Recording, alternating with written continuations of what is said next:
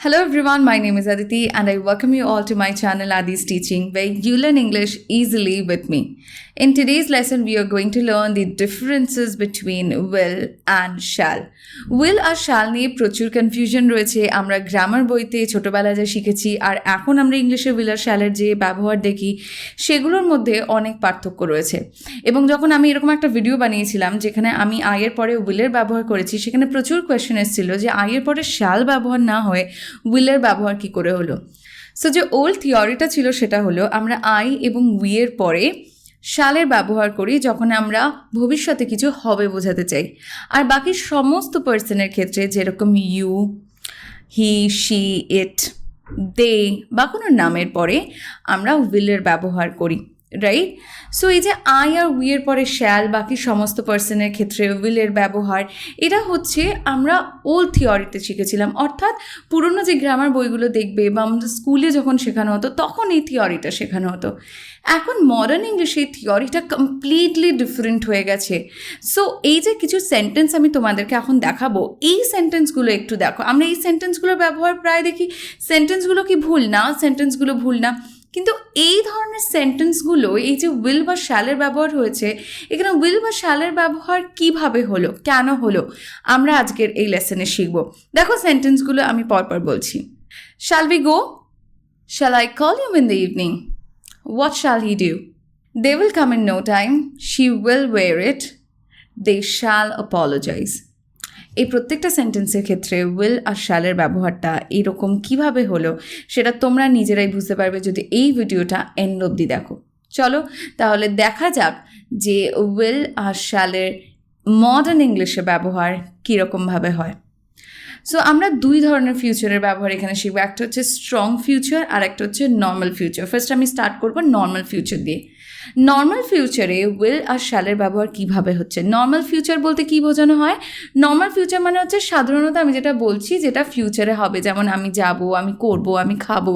So normal জিনিসপত্র যেটা ফিউচারে হবে, রাইট, যেটার সাথে কোনো ইমোশন অ্যাটাচড নেই, কোনো একটা কাজ ফিউচারে জাস্ট হবে বোঝাচ্ছি, that is normal future. Normal ফিউচারের ক্ষেত্রে উইল আর শ্যালের থিওরিটা কিছুটা এরকম। দেখো আমরা এখানে আই আর উই এর পরে শ্যালের ব্যবহার করি, আর যখন আমরা ইউ, হি, শি, ইট, দে বা কোনো নামের কথা বলি তখন আমরা তারপরে উইলের ব্যবহার করি। কয়েকটা এক্সাম্পল আমি তোমাদের সামনে রাখছি, দেখো। I shall wait for you, আমি তোমার জন্য অপেক্ষা করব। I shall join the meeting, আমি মিটিংটা জয়েন করব। We shall go there in no time, আমরা সেখানে খুব শীঘ্রই যাব। ইন নো টাইম মানে খুব তাড়াতাড়ি।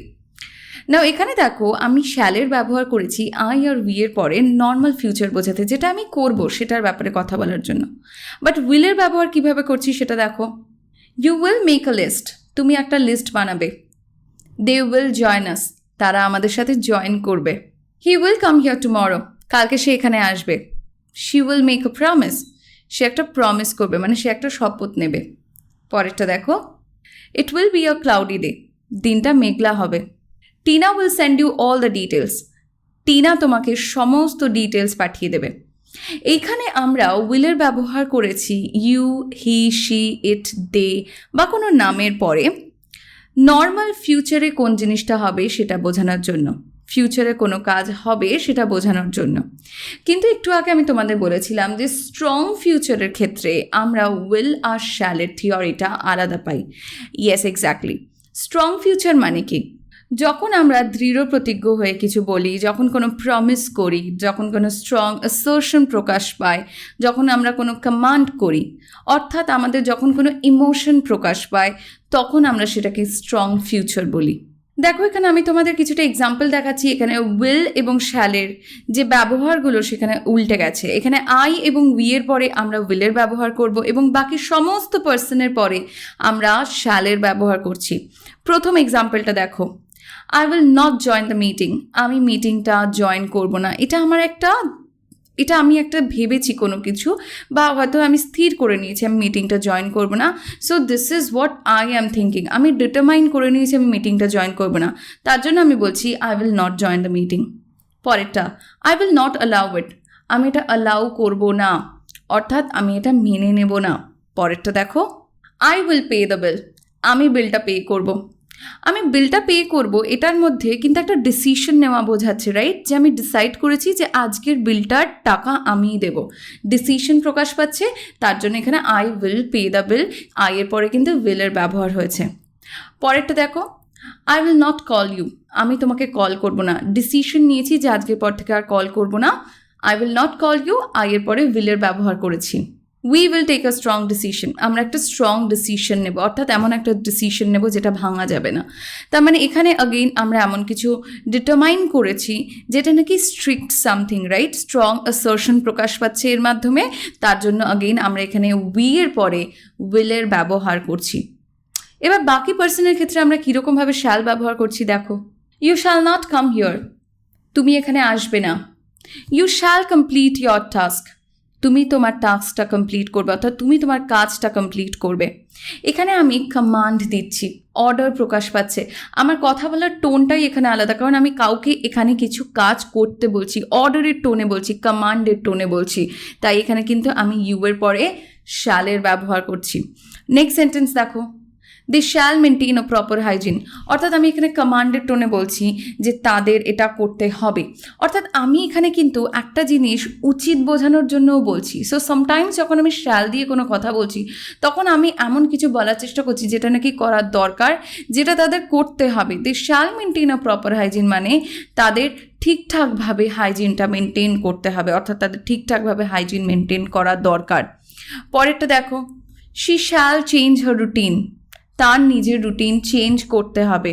ইট shall be taken care of, এটার খেয়াল রাখতে হবে, অর্থাৎ এটার খেয়াল রাখা দরকার। The council shall not take the decision so early, যখন তোমরা কোনো কোর্ট পেপার দেখবে, কোনো নিউজ দেখবে, তখন দেখবে সেই সমস্ত ক্ষেত্রে এরকম সেন্টেন্সের জায়গায় শ্যালের ব্যবহার বেশি হচ্ছে। তো যখন আমরা কোনো লিগাল কোনো কিছুর কথা বলি, ডকুমেন্টসের কথা বলি, তখন আমরা শ্যাল দিয়ে কথা বেশি বলি। তো আমি এখানে বলছি কাউন্সিল খুব তাড়াতাড়ি ডিসিশন নেবে না, অর্থাৎ নেওয়া উচিত না। আমরা তো এতক্ষণ ধরে শিখলাম যে কীরকমভাবে কোনো সেন্টেন্সের ক্ষেত্রে, অর্থাৎ স্টেটমেন্টের ক্ষেত্রে বা কোনো কমান্ড, কোনো অর্ডারের ক্ষেত্রে আমরা উইল বা শ্যাল কী করে ব্যবহার করি। এবার উইলকে আমরা প্রশ্নে কিভাবে ব্যবহার করব। দেখো, যে সেন্টেন্সগুলোর মধ্যে দিয়ে আমি স্টেটমেন্ট প্রকাশ করছিলাম, যেরকম it will be a cloudy day, he will call me, এগুলোকেই যখন আমি প্রশ্ন করব তখন আমরা উইল দিয়ে প্রশ্ন করব। যেরকম দেখো প্রথম প্রশ্নটা, will I crack the test. So for example আমি যদি বলি I will crack the test, বা যদি আমার নিজের ওপর কনফিডেন্স না থাকে, নর্মালি আমি যদি প্রশ্ন করতে চাই আমি কি পরীক্ষাটা পাশ করব, প্রশ্ন হবে will I crack the test. অর্থাৎ নর্মাল কোয়েশ্চেনের ক্ষেত্রে, যেরকম যে কোনো সাধারণ প্রশ্নের ক্ষেত্রে আমরা প্রশ্নটা শুরু করব উইল দিয়ে, সেটা যে পার্সনই থাকুক না কেন।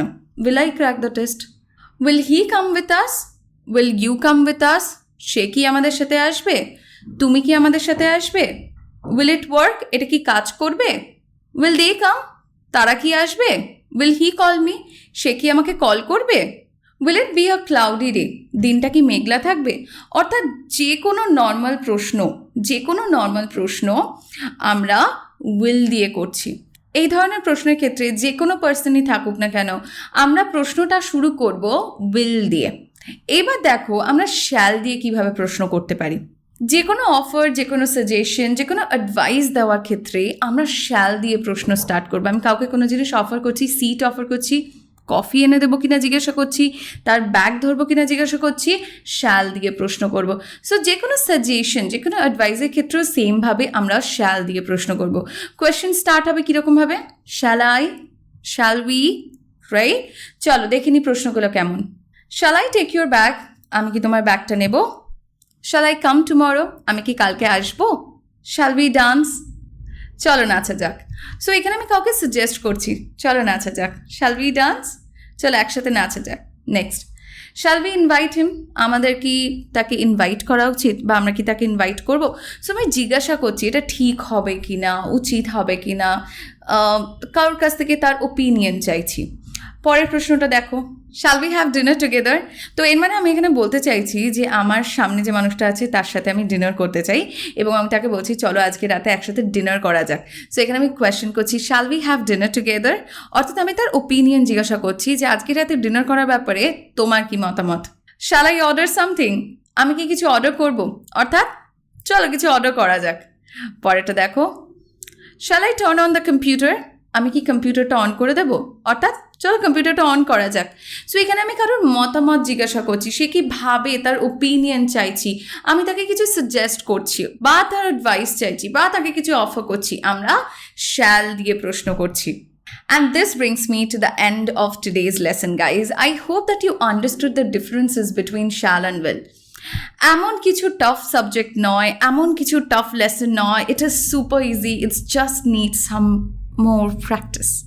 আর আই হোপ যে তোমরা যদি প্র্যাকটিস করো তাহলে উইল আর শ্যালটা তোমাদের কাছে জলের মতন সহজ হয়ে যাবে। অ্যান্ড আমি সবচেয়ে একটা ইজি ট্রিক তোমাদের বলবো, মডার্ন ইংলিশে চিন্তা করতে হবে না যে কোথায় শ্যালের ব্যবহার করবো, কোথায় উইলের ব্যবহার করবো। If you are a beginner and if you want to be on a safe side, just use will in your sentence.